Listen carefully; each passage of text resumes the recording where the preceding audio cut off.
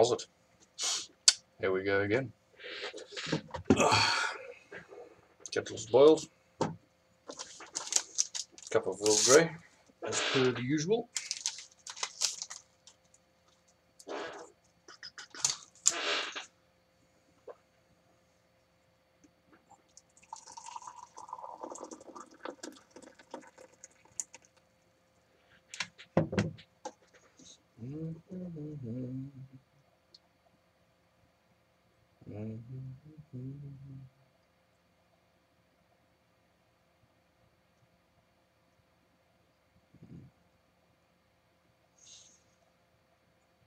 Alright. Let that steep for a bit while we get started. Where are we? I think we're at chapter 9, eh? Yeah, chapter 9.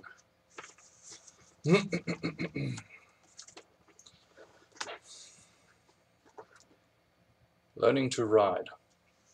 I'd had such a bad experience going to boarding school in England that when Dad suggested I go to boarding school in the Cape of South Africa, there was little doubt in his mind as to how I felt about it. And he was smart enough not to push me, knowing a time would come when I would be ready to start again. At this time, Dad was running a hospital near Kendu Bay in Kenya. I'd graduated from hand weapons to a rifle by then, had a good dog, and all I wanted to do was roam in the bush. This I did. For 18 glorious months, I was wild in the bush. That's the dream. Each morning, I was up before dawn and would disappear into the bush, coming home at sunset. I killed and ate most of my food. The middle of the day would find me at the river, where my friends and I would go swimming. We would then lay on the rocks in the sun, drying off, and watching all the women bathe. It was the incident about the circumcision rite that helped me decide to go to school. We'd all been down at the river, and I had heard the women chattering about the circumcision rite that was to take place the next day at so-and-so's village. I mentioned to one of my friends that we should go and watch, and he got such a fright he fled from the river immediately. Knowing full well that it was taboo for a man of any color to watch this rite, I threw caution to the wind, and the following day I set up my observation post from a stand of euphorbia on an anthill that had heavy brush around the base. I had a good set of binoculars and was determined to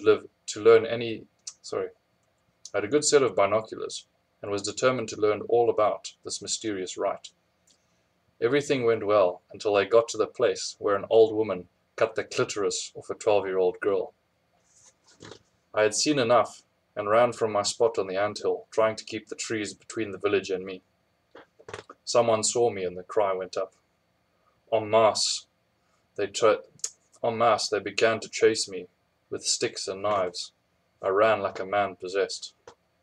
I didn't go out much the following few days, and it was at this time that I suggested to Dad that I was ready to go to boarding school. I guess I had forgotten the lesson that I learned about women when I was 7, and this time it almost cost me my life. However, I do believe that I was the only man, black or white, who had ever witnessed the circumcision of women amongst the Luo tribe. Alright. I'll get my tea going.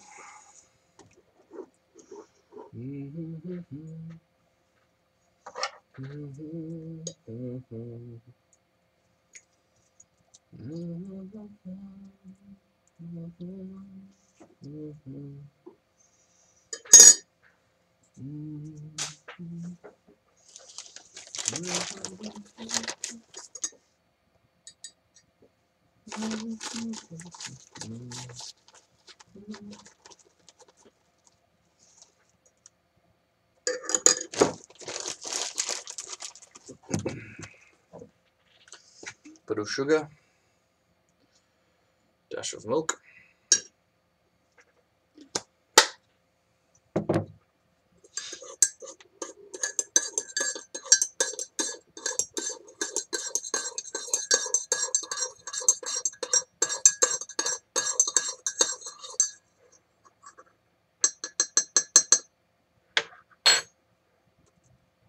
Cheers.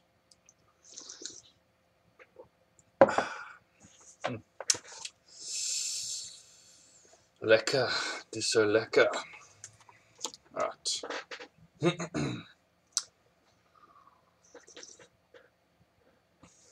So, he's ready to go to boarding school. So Patty and I flew to Johannesburg. I was on the plane next to a tall, dark-haired lass from the Congo. I had on long pants, and being unfamiliar with them, had managed to break the zip the very first time I used it. Paddy and the other lass thought this very funny, and made me take my pants off right there on the plane. I was given a kikoi to wrap myself in, and between the two of them they managed to fix my pants. From Johannesburg it was a 3-day train ride down to Cape Town. Helderberg College is a boarding school near Somerset West, beautifully situated up against the mountains overlooking False Bay. It was far better than I had imagined, with lots of bush and wild mountains all around. I was 15 and only had 2 things on my mind: keeping my stomach full and learning to ride. I'd read all about cowboys, Red Indians, South American Gauchos, and Eric the Red. Except he didn't ride, he sailed ships. My gran told me that we were direct descendants of Eric the Red, and that I should know all about him. I read all I could about him, and when I told my gran what he did, she wasn't so quick to mention that we were his descendants anymore. I was always good at living off the land, so I asked to get a job working on the farm. Lionel Webster, a stern, no-nonsense man, but a very good farmer and businessman, ran it. I saw him smile a couple of times. Ivor West and I were working on the pasture one day, digging out thistles. An electric wire to keep the dairy cows in surrounded the pasture. Ivor needed to take a pee, and I somehow convinced him to take it on the electric wire. Mr. Webster happened by at the time when Ivor was dancing and yodeling at the same time. That made him smile. I smiled too. Ivor didn't think it was so funny and chased me around the pasture some until we both got tired. We also sold honey from the farm, and we would put the frames full of honey into a tank after we had cut the caps of the cells off with a hot electric knife. Then we would spin the tank and all the honey would come out of the cells. We'd take the empty frame and put it back into the hive, and the bees would get busy and fill it all up again. I loved anything that the bees made. When I hunted in the bush, we would find a wild hive, smoke it, preferably with elephant dung, as that seemed to make the bees the most drunk, and then we would eat everything, the little white grubs being the best. However, we would always be sure to leave the honey guide a few scraps. He was a small, insignificant-looking bird, but if you didn't leave him a gift, the next time you followed him looking for honey, he would lead you into danger. So, when I got to Helderberg, it was quite a shock for Mr. Webster to see this white boy eating wax, bee bread, the young larvae, and honey all together. He smiled at that. I also managed to get him real angry with me a couple of times as well.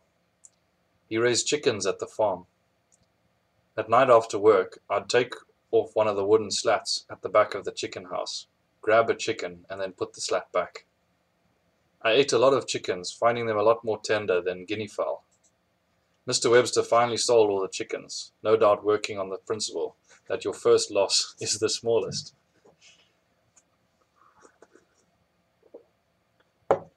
The fruit season was over, the nuts had all been gathered in, and the chickens were gone.